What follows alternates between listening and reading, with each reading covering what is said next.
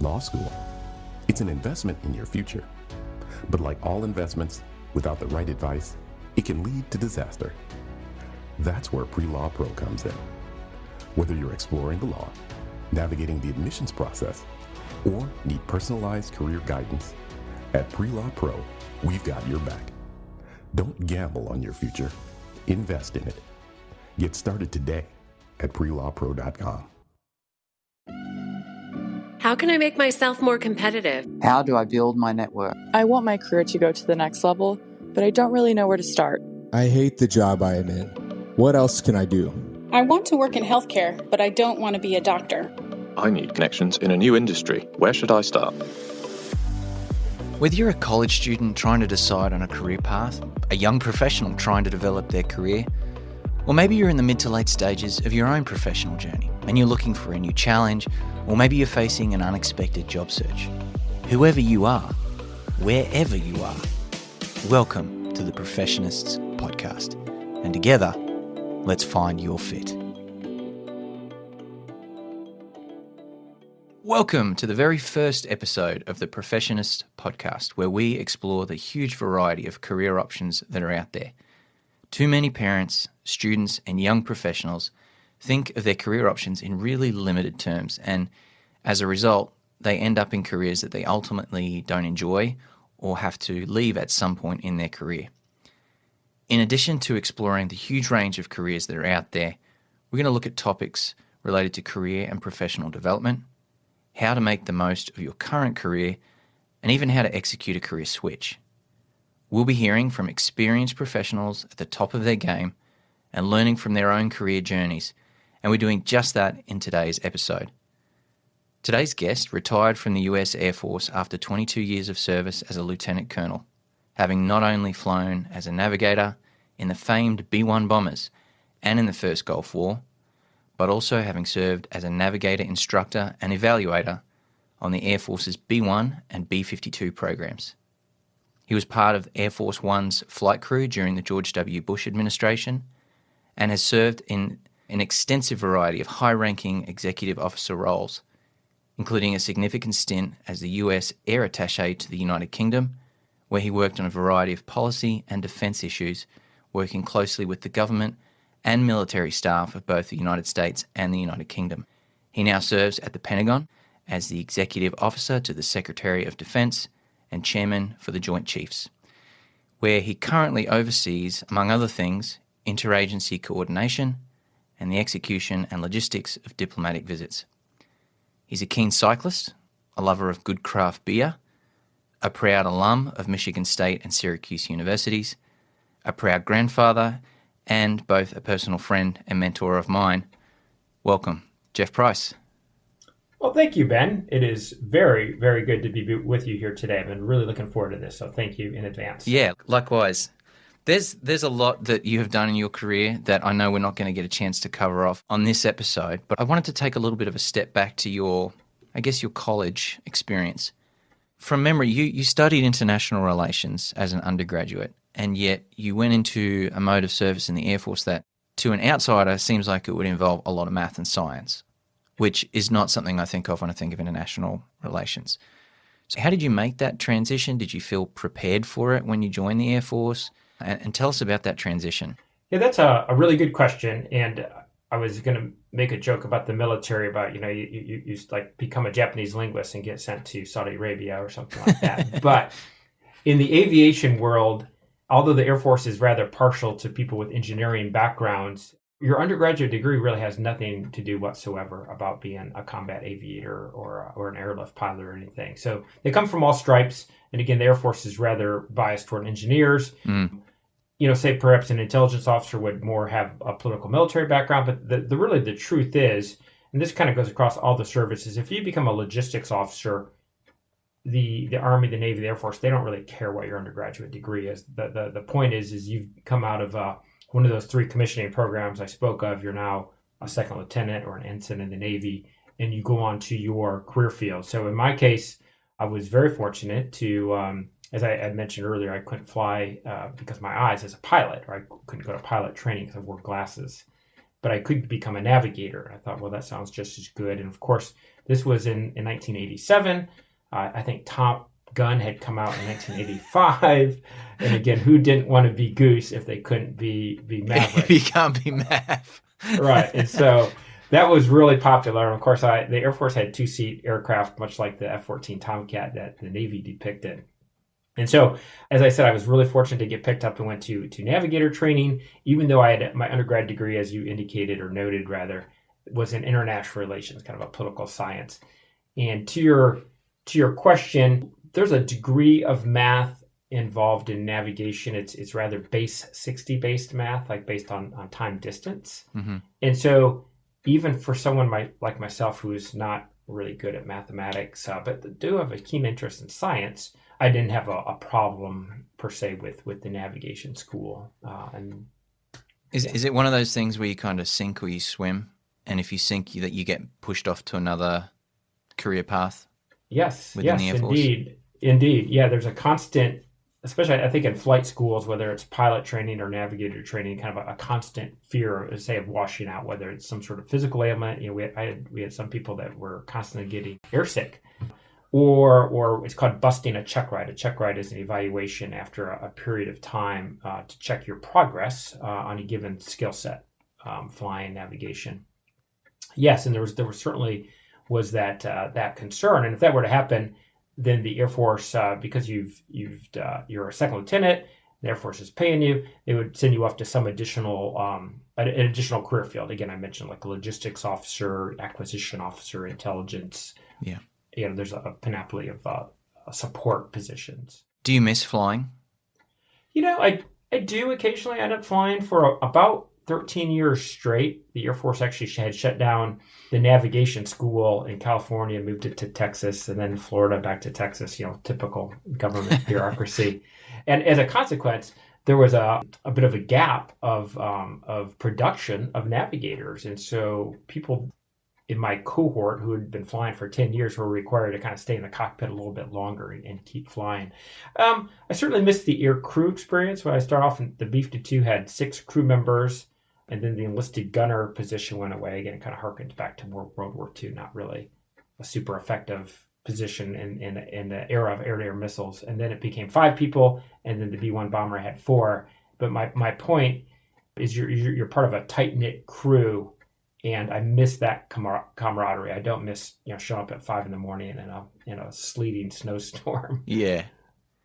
I picture it being, and I don't know whether this is one of those things where it kind of loses the shine after 10 years of doing it, but it seems like it would be an exhilarating experience, even if you're not in a fighter craft, to get in a plane that big or that capable, especially something like the B-1s. Yes, I mean sometimes, occasionally, and there was a very small window in the B-1, kind of by the navigator's elbow, where you could kind of crane your head down. As opposed to B-52, there were no windows for the navigators downstairs. You could see outside via TV camera. But occasionally, the B-1 was a much more maneuverable aircraft, and the wings would swing back for high-speed flight. And you're moving along about 9 miles a minute. So you're hauling the mail, as we say. And sometimes you could look down at the ground and the ground effect and the rush and the trees going by and think, hey, this is really kind of cool and fun. Or when the pilots are doing the air refueling, which is quite the skill set to refuel with another aircraft in flight, going 400 miles an hour.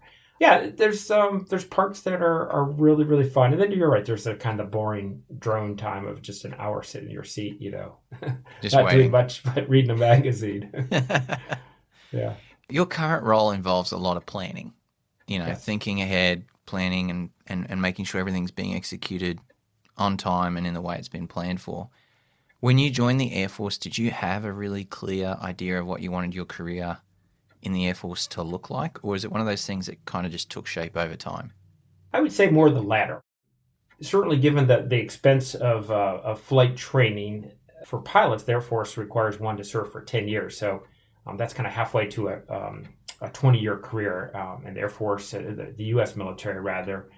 20 years you can earn a pension, so you're kind of halfway there. Navigator training, I think you had about 6 years. So, short story long, as a friend likes to say, is I have a mutual friend of ours, isn't it?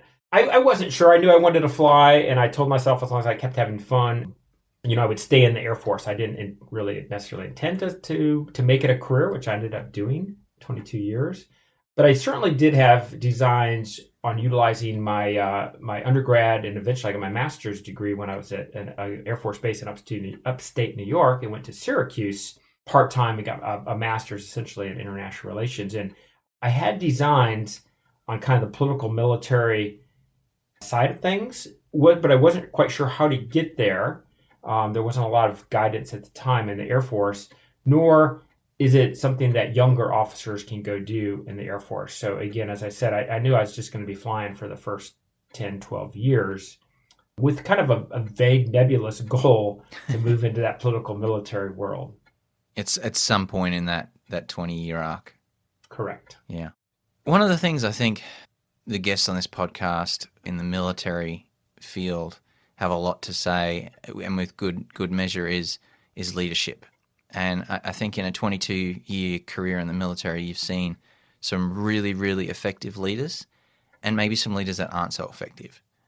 What are some of the things that you noticed were consistent with all of the people that you would consider, good to great leaders? Sure.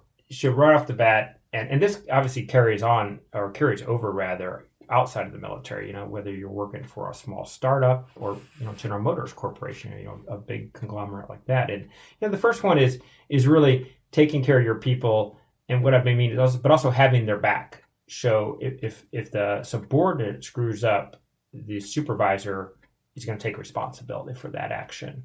Yeah. Not to say there's not consequences for the subordinate, but really having the back and taking responsibility for your subordinates and their actions. The other one I think is, and I think Patton said something to the effect of, don't tell people how to do it, just give them the resources and tell them the objective. And what I'm thinking here is giving people free rein within the confines of their skill set. But, again, give the objective to your subordinate and let them run. Give them enough rope to make mistakes and accept that there may be losses financially or otherwise.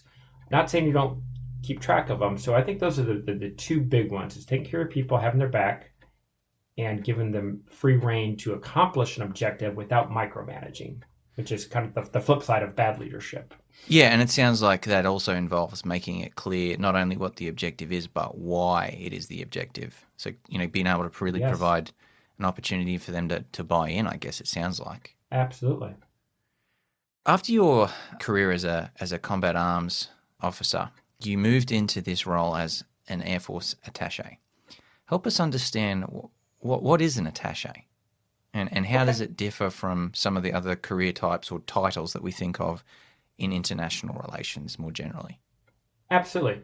So attaches worldwide, every country has them. It's not just the U.S. military. All countries have them. And really, it really harkens back kind of the classic Napoleonic era, where in Europe, there was a balance of power, and when another country's military would mobilize, it was a big deal, and other countries had to react. And again, you kind of think of the classic balance of power with Austro-Hungarian Empire and the British rather, certainly an uprising or an up-and-coming Russia under Catherine the Great. But attaches, just like all diplomats, they're military diplomats assigned to the embassy or mission of the sending country. It's called the sending country when you're in a foreign capital. They are there to observe and report back to their host governments. And again, when I mentioned the Napoleonic era and this mobilizing of the masses, as it were, as armies, is you can almost think of attaches in that era as a tripwire to say, hey, I'm here in Berlin, and Bismarck is mobilizing his troops. I'm thinking of the 1870 war with France as an example, and that would then tip off the French. And so to observe and report. And again, if you're an economic consular at an embassy or the deputy chief of mission, which is the number 2 person, you are constantly working with your host government, but reporting back to your own government, not as a spy, but about what's going on politically, economically, socially, to further the relationship between the sending country and the host nation. And does an attaché usually have a period of time in that role, especially as an Air Force attaché, before going to return to kind of more domestic service, domestic-based service, or are they on a path as an attaché to kind of remain in that role for the rest of their military career?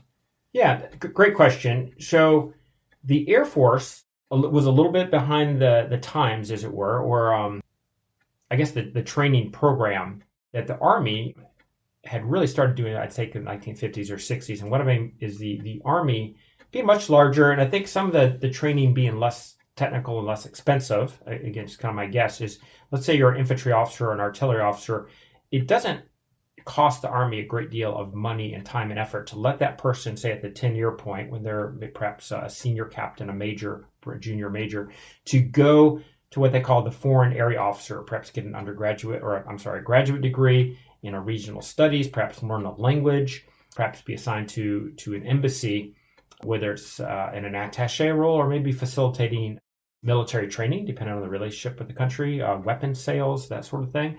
And so the Army, again, I'm going to be a long answer to this question, made a very deliberate decision years ago to create a cadre of relatively mid-level officers, again, kind of at that 10-year point, so that by the time they became more senior officers, they had a wide variety of folks with a lot of experience with language and cultural affiliation to send out to embassies. The Air Force didn't really start doing that until about 10 years ago, and I've been retired for a number of years now. A little harder with aviators, again, given that experience, to take someone at the 10-year point and say, okay, I guess you're done flying. We're just going to make you a permanent political military officer. So the Air Force still really hasn't got their arms around this. So, again, another long answer to your short question. In general, when one goes into this political military world, you typically are a more senior officer and you don't go back to your community, whether you're an intelligence officer, a logistics officer, or an aviator, in general. That's interesting. I guess I want to take us on a little bit of a different trajectory. One of the things that I think too few people do before committing to a career path is to get a sense of what the actual day-to-day grind looks like. You might see a perception of it on television or in a movie. You might have heard about someone's, best day in their career or a series of good days. But right, yeah. the day-to-day grind is really what you need to figure out. Am I going to be happy doing this? And one of the questions I think everyone should ask is, what does an ordinary day look like for you in that role? What does a Wednesday look like? And so my question is, what was an average day as an attaché, if in fact there was such a thing? Yeah, that's an excellent question, because no 2 days are the same. And I think you have to realize too, my experience was narrowly focused as an attaché while I was in London. Though in 1999, I was very fortunate to go to Croatia for 6 months, working with the Croatian Ministry of Defense and with our U.S. Embassy Defense Attaché team. And if you recall, 1999, it was about 8 years after the Berlin Wall had come down. Croatia obviously was part of Yugoslavia, which again really wasn't part of the Warsaw Pact, going back in your history. But nonetheless, the U.S. had engaged with a lot of these former Warsaw Pact countries to engage with them politically, militarily, and a lot of them, of course, are now NATO members, which I'm sure Russia is not too happy about. But that really whetted my appetite. And my point is my experience as an attaché was in London, a very busy post, a very large post, a lot of senior visitors from the United States government interacting with their British counterparts. And I don't have the context of what a day in the life would be like as an attaché, say, in Brazil or Argentina. But that said, let's say an average day, I would probably be, because we were in London and we got so many senior level visitors, to the point where we wouldn't go to an airport and greet them unless they had their own airplane. Wow. Pretty much. And so, yeah, your own private U.S. military jet. So because we had to have a kind of a cut line, we had so many visitors. And so I would probably be planning a future visit from, say, a deputy secretary of defense, or if it was a senior Air Force leader like the Air Force chief of staff or the secretary of the Air Force, then that would devolve to the air attaché, as opposed to, if the Army secretary, that would probably be devolved to the Army attaché, because the engagement most likely would be with the British Army, and so it's better for the Army attaché, and in my case for the air attaché, to take care of air-related matters. And so our boss parsed those visitors out, and so I'd probably be planning that a major visit. And then there's and that involves security, lodgings, transport, everything. Absolutely, a lot of administrivia, as it were. But I'm also working with the political section at the embassy, and I'm working with my interlocutor at the Ministry of Defense, or perhaps with the Royal Air Force, saying, hey, let's just use the chief of staff of the Air Force is coming in, wants to meet with his or her counterpart, and they're going to talk about the Royal Air Force acquiring, F-35s, which was a thing when I was there, albeit in the very early days. So working visits was very busy, and there was always some sort of reception. A lot of times, as I mentioned, almost every country sends military attachés to foreign capitals in London, much like Washington, D.C. and some other major capitals in the world, has a huge number of foreign attachés. And as a consequence, these embassies, as they're doing their engagement, they will celebrate, say, their national day, much like, New Zealand and Australia have Anzac Day, and the U.S. 4th of July. And so they may have a National Day celebration, so there may be receptions at embassies. And in London, because of the British, as they call them, the Troubles coming out of their problems with Northern Ireland, we wore business suits. I rarely ever wore a uniform. And so you go to a lot of receptions and you just have chit-chat with a glass of wine and some food, and you have to really be careful about... Just to take you a step back, Jeff, like for some of our listeners who aren't familiar with that, there was, in the 70s, lots of bombings in London. And so the reason you're wearing suits as opposed to a uniform is to not draw attention to yourself.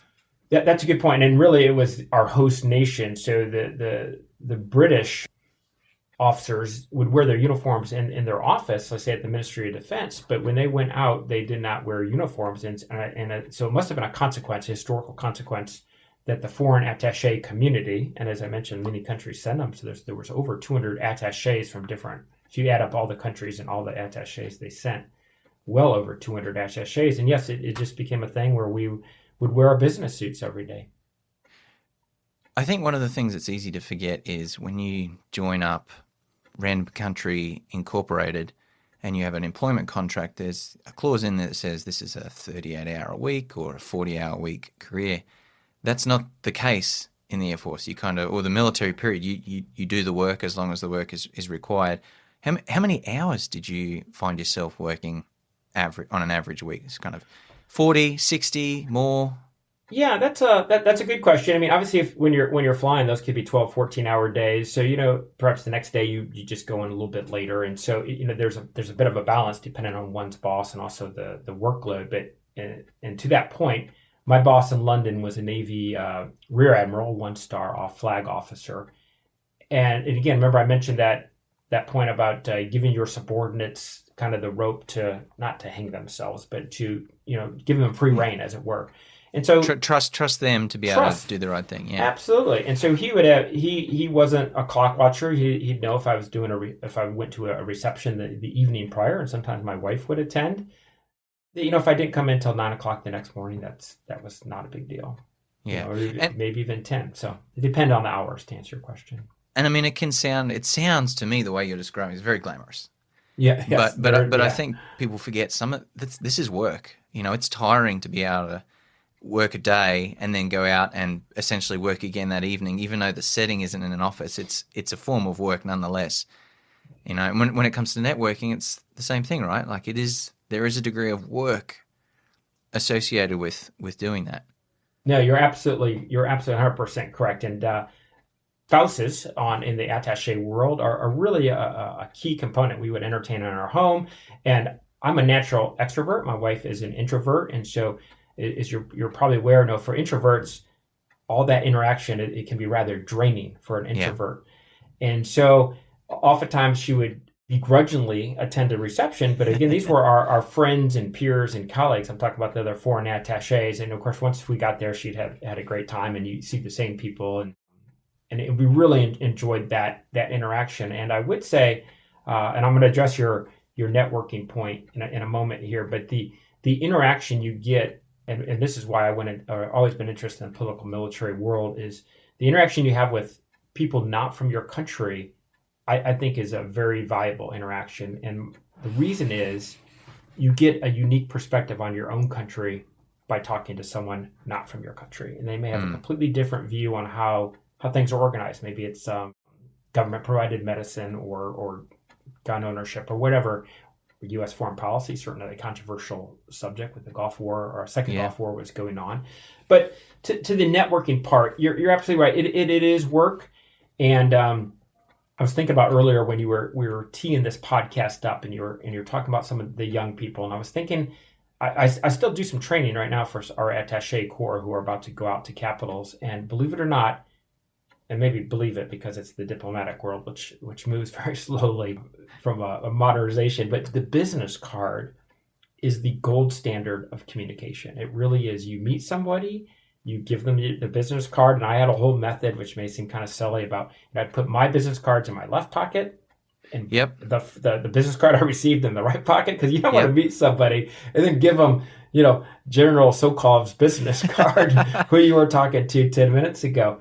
But I had a technique I used, and I think this could translate to electronic means like LinkedIn and things that are more prevalent, say, outside the diplomatic world. And you wouldn't want to do this in front of a person, because there's a protocol about business cards. Like in Asia, you use two hands to hand the business card. You actually look at it. You don't stick it in your back pocket.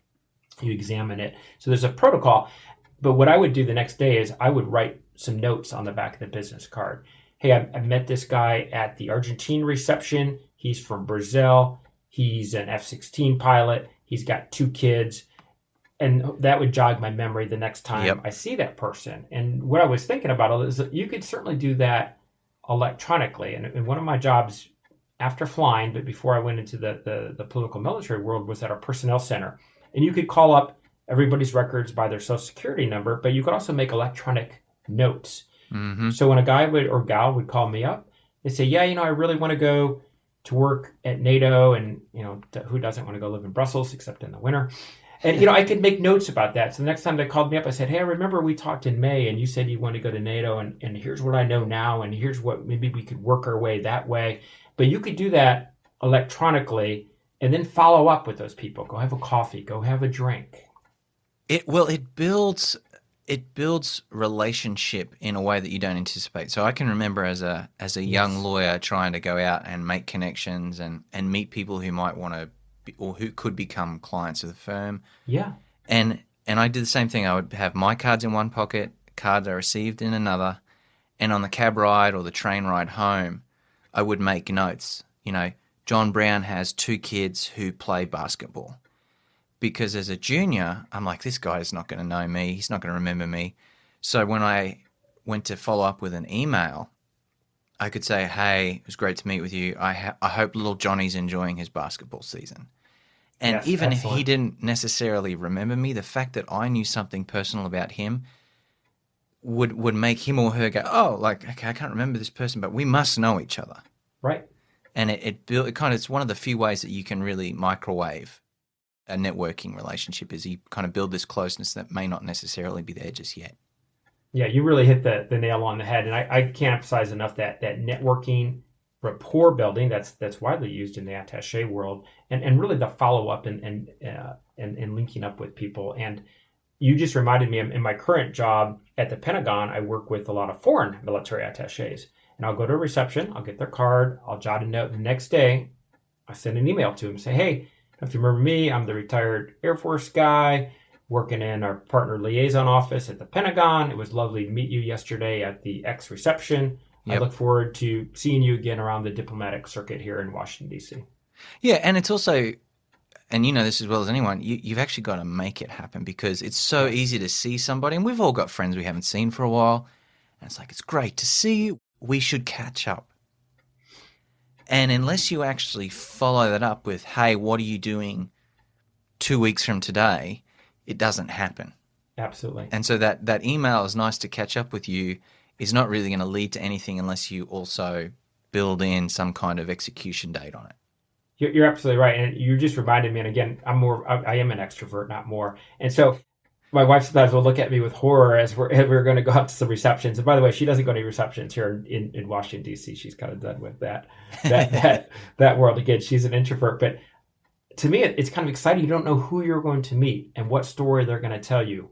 And, not to be mercantilist about it, but if you're in a business development role, you never know where that contact that you met is going to lead to another contact especially as you said, it's work to say, hey, let's do follow up and have that coffee, that lunch, that drink, because you just don't know where that's gonna lead.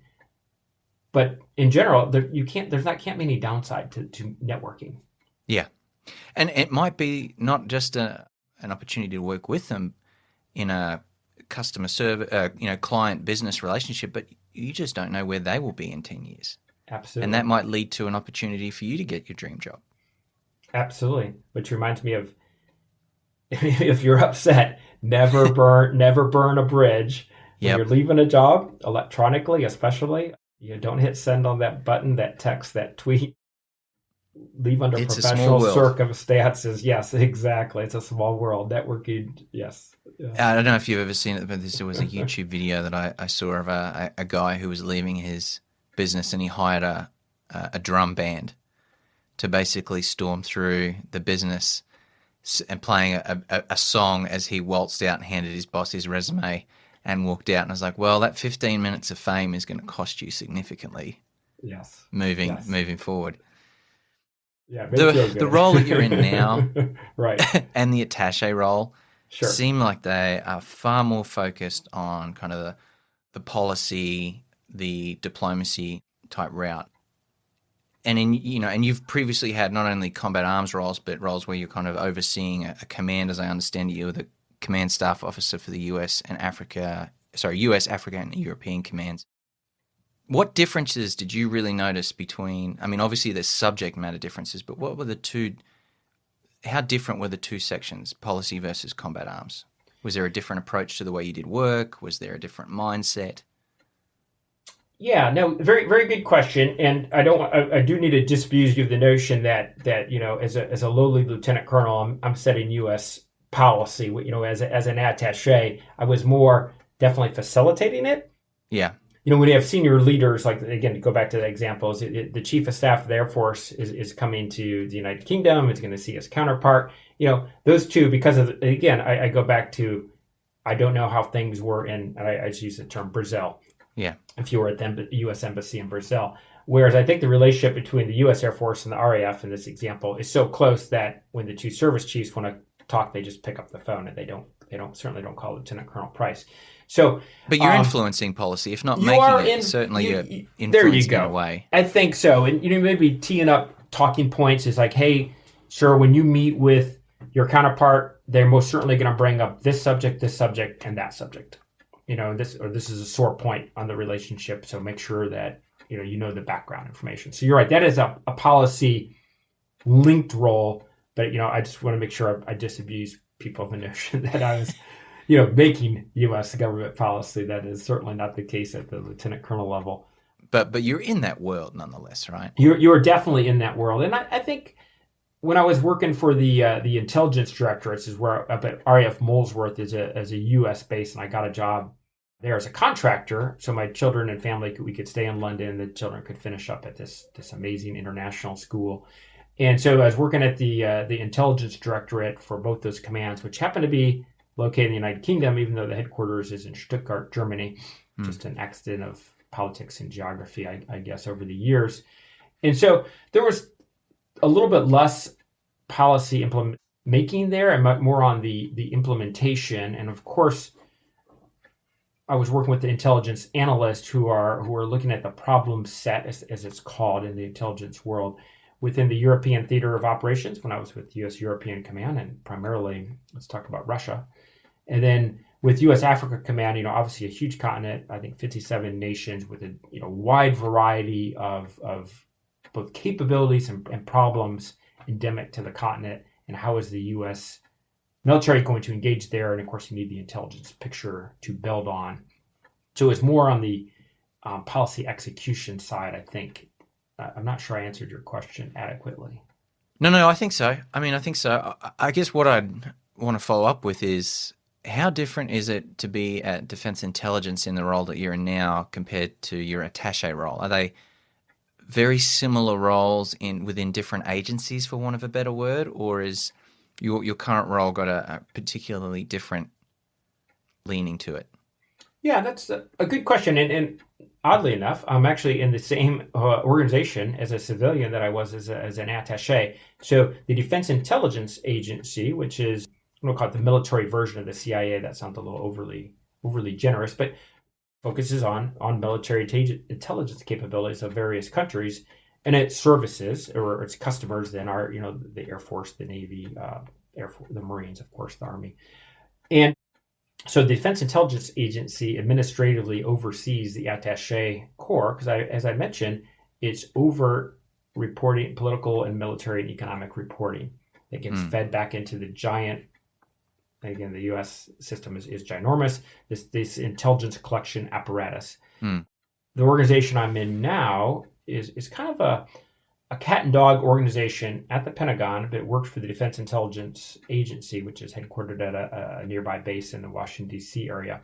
And it's the partner engagement branch. So they oversee liaison offices in a number of countries that we have. So intelligence liaison officers, say there's one in London, there's one in Canberra, Tokyo, Berlin, Paris, Wellington, Tel Aviv, those sort of places. But they also oversee intelligence exchanges, foreign disclosure, what material can be released to a given partner, intelligence sharing relationships. There's a rather well-known relationship called the Five Eyes. It involves the U.S., the United Kingdom, Canada, Australia, and New Zealand.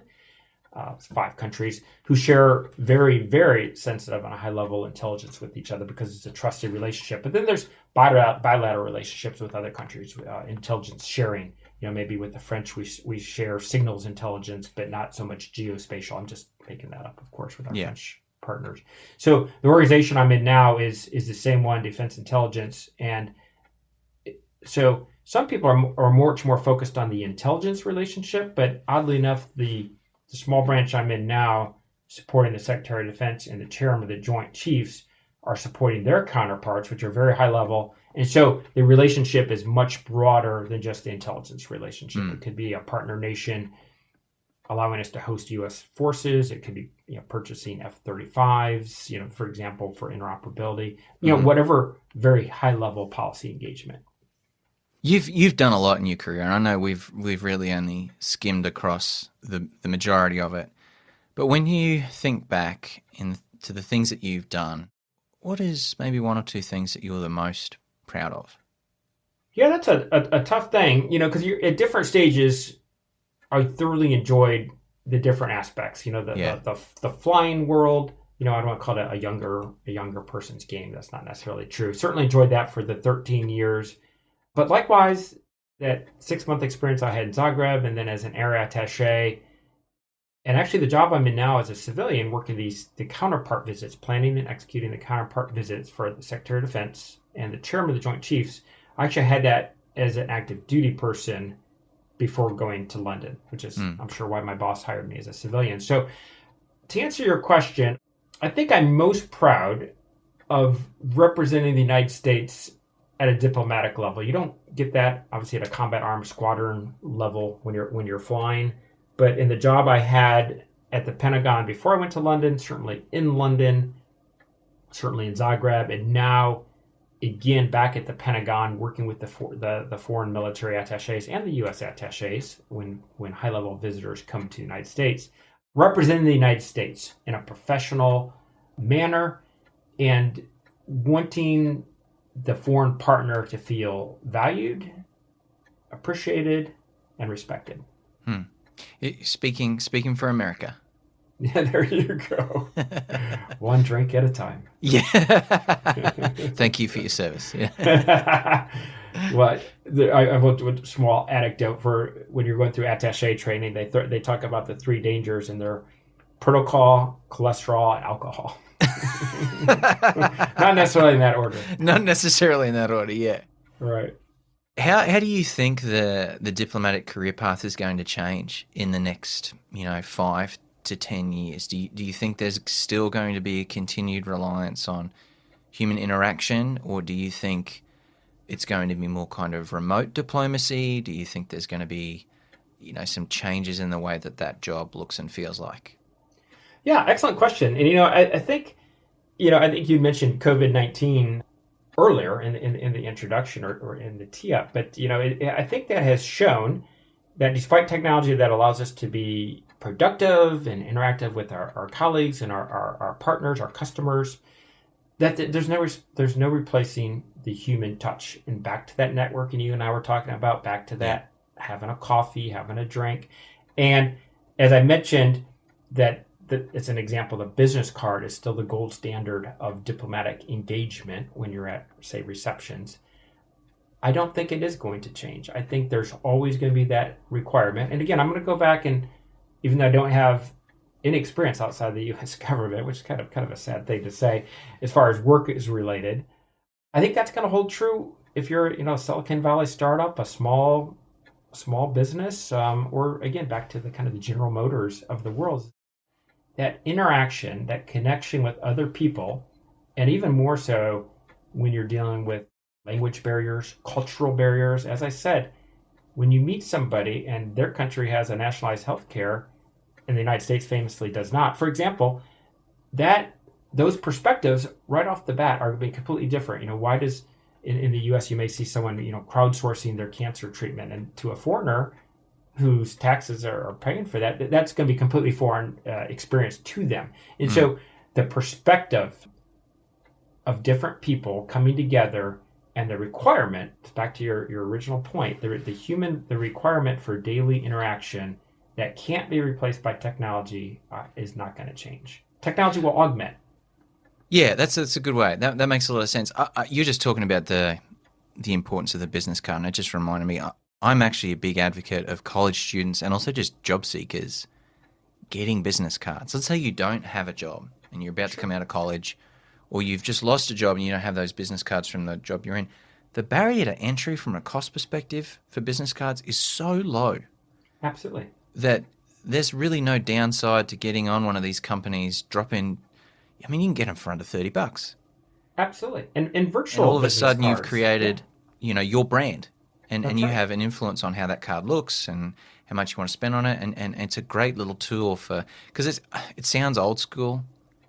And there are some things that are old school that we don't do anymore, but there's a lot of things that are old school that a lot of people don't do. But when you do them, you stand out.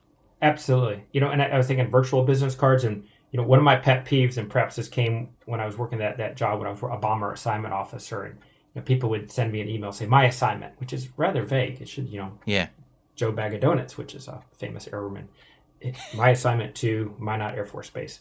Yeah. Not that anybody want to go there. But also I was thinking about, this is back to communication, is a signature block that has your landline. I don't laugh. Some people have landlines at work. A cell phone, your email, how to contact you. I see all too many communications. It's like, hey, let's meet up, at 2:00, Joe. Yep. Well, you can get business cards now where you get a little QR code and you have all the traditional information. Absolutely, yes. And then they can just get on their phone, go to the QR code, and it takes you to their work page or their LinkedIn page. And it's a way of being old school, but at the same time showing, hey, I'm tech savvy. There you go. Yeah, absolutely. Yes. Love it.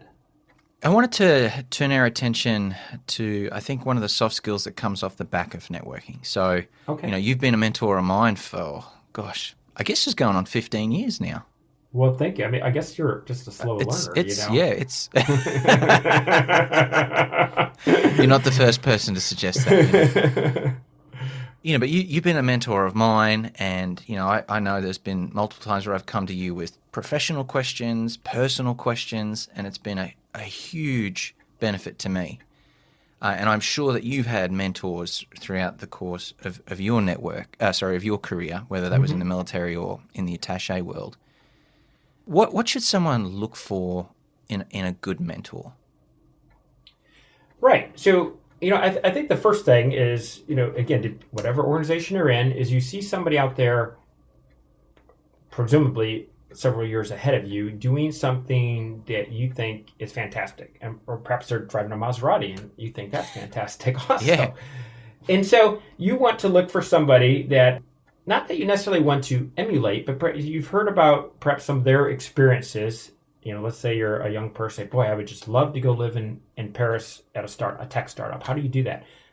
I guess you meet someone who's done that and ask them how they did that. So find someone who's been successful by whatever measure that is in your industry, and who've done things that you want to do or you find interesting, and then talk to that person and then ask them these type of questions that we're talking about right now. What did they do? Did they get an advanced degree? Did they learn a language? Did they get some certifications and some skill sets? So I think you look for that sort of person. And then I think people want to help. Of course, people love to talk about themselves. So just ask them.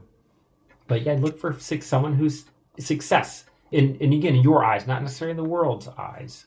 What you want and to I do. think it's probably worth saying too that the first person that you have that conversation with may not turn out to be your actual mentor, which is why I'm a huge advocate, and it's something that's going to come up over and over and over again throughout the course of this podcast, is informational interviews. Yes. They're just so important to get a sense from a big sample size of people. What are they doing? How did they get there? What decisions that they made really helped them, and what things they would do differently the second time around. And what's sometimes helpful is if you have some of these conversations with people and you feel like there's a natural rapport and it goes really well, instead of saying, hey, will you be my mentor, just kind of like asking someone to get married on the first date, what you might do is say, look, I have really enjoyed hearing from you and how you got to where you are. I'm sure there's some things that I've forgotten.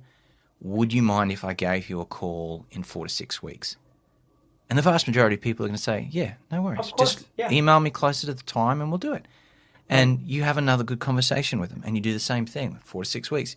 Then you have another good conversation. And then you might be at that point where you say, look, I just feel like there's so much I can learn from you.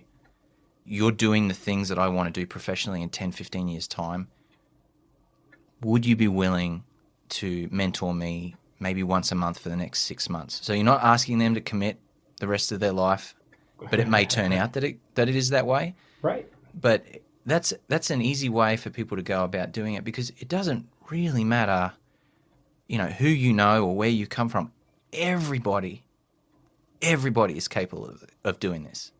Yeah, no, absolutely. And you use that. I've heard of that term, informational interview. But, not to scare, you don't want to scare people off either. This is just coffee time with Ben, right? I mean, they're just a human being. Right. You just want to talk to them. And of course, most people do. They want to help and they want to reach back out and support you. And again, that's like, don't burn those bridges down. Send the band through to your example. And giving your boss the one finger salute on the way out the door feels good at the moment, but isn't going to be very helpful. It's a very small world. That can blow up. Yeah. And I think, obviously there are professional coaching services, and those are fantastic. But I think the vast majority in your workplace, you can find, or your career field, you can find those mentors who want to help you. Yeah. And you may have some peers who have a mentor, and they might be able to suggest someone else. All right. And I think it's good to have more than one. You Absolutely. maybe not 10, but you might have 2. You might have 2 or 3. Right. And I think a lot of organizations have recognized this and actually developed formal mentoring programs. If it's a large enough organization, as opposed to a small startup, probably doesn't have that capacity. But certainly, I bet if you went, again, I'm not obsessed with General Motors, but you went to a large corporation like that, or Lockheed Martin, guarantee you there's a formal mentoring program institutionalized within that company. Tell us about maybe one of your mentors that had a real influence on you and how that came about. Yeah, there was there were several. At the more junior level, it's going to be your squadron commander. So at the time, that's a lieutenant colonel, and you're just a lonely lieutenant or a captain. But I remember one of my squadron commanders, again, exemplified those traits I had told you about. That you're taking responsibility, giving your people reign to execute the mission or accomplish the mission. Yeah. And so he was a mentor, but there were a couple other people as I got a little bit older, both physically and in rank, that had some exposure to this overseas assignments, this political military world. And I asked them, I was like, how did you end up doing this within the confines of being an Air Force pilot? Because there are, requirements of the military. If there's a shortage of fighter pilots, the chances of you being able to go do something not related to fighter pilot stuff is probably pretty slim. The military can be rather, cog and wheel automated in that respect from a negative perspective. So there were a few out there that had exposure to that world, and I'd ask them questions. How do you do this? And they gave me advice, and I was very fortunate that things worked out the way they did. Yeah. Well, Jeff, it's been an absolute pleasure to have you on Thanks, the Professionist podcast, Thank and I'm sure this will not be the last time you're on here with us talking about all things career and professional development. The podcast has got some really interesting episodes coming up. So we've got a winemaker. We're going to be talking to people in healthcare profession. We're going to be talking about people who have left different careers and gone into something different, entrepreneurs. If you're listening to this first episode and there's a profession that you really want to explore but you don't quite know where to or how to, contact us. You can reach us on Instagram at theprofessionists. You can email us at contact@theprofessionist.com. And you can, of course, like, share, and subscribe to the podcast either through any one of the platforms that we're on, Spotify, iTunes, SoundCloud. But you can also go ahead and check out our website, which is www.theprofessionist.com. Find your fit with us, and we can't wait to have you on the next episode of the Professionist podcast.